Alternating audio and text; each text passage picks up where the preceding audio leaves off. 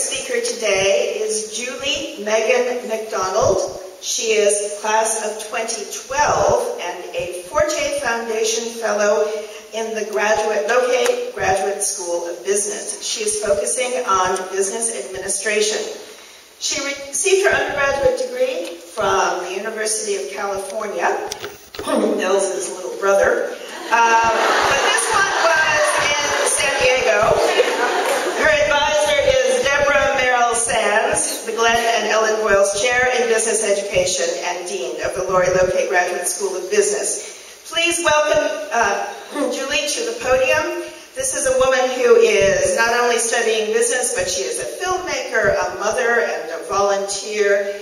And she in particular works with the Children's Hospital in Oakland and volunteers to assist women and children who are victims of domestic violence. We are very fortunate to have her speaking on behalf of our nearly 600 graduate students, women and men, who represent the best in Mills academic programs. Come to you.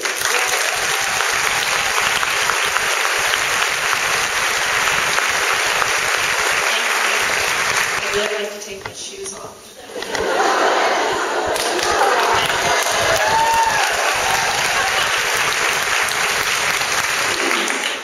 I wrote an essay called Self-Determining Place Value, a personal take on the concepts of education, place, and value at Mills.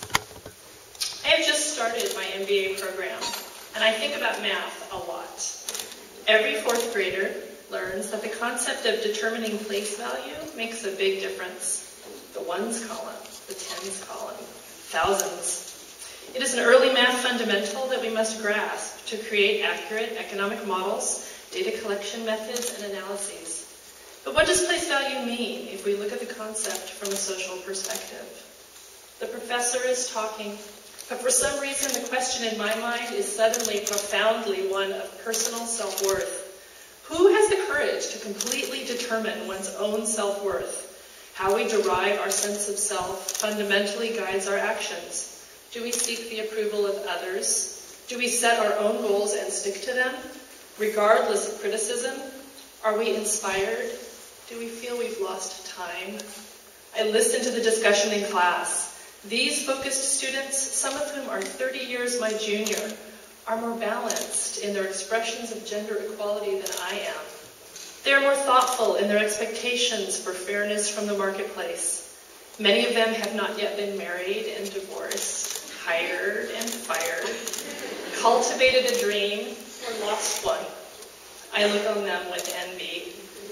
The class goes on, and I realize that it is in this very process of learning, reaching for an education, that we have the opportunity to self-determine and self-create right now, right here at Mills.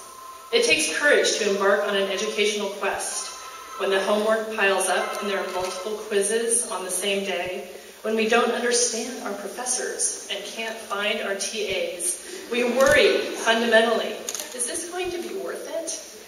After spending 20 years in the workforce, making Toy Story, Monsters Incorporated, Shrek, movies made in technologically new ways, I can say that grad school is harder. Why? Because education opens up our inner equation of personal self-worth. We put ourselves in the position of being judged on our very ability to comprehend. But education does something more. It opens our minds to how other people think. It lights up parts of the brain that otherwise lie dormant for years. It cracks open that private equation of inner value that we carry, and it adds to the retained earning side. I am grateful to be here. Pursuing an education is one of the best ways of determining self-worth, by raising our capabilities in the workplace and taking ownership of our own futures. But the equation for personal value is one that we write and solve for privately. Place value does make a difference in math and in life. Knowing who we are and where we come from makes a difference. But what makes the most difference is asking ourselves whether we have the drive, the courage, and the capacity to independently determine our own place value, our own worth, here surrounded by the compassionate Mills community, but in the future and in the larger complex, dangerous, demanding, and inspiring world that we live in. Thank you.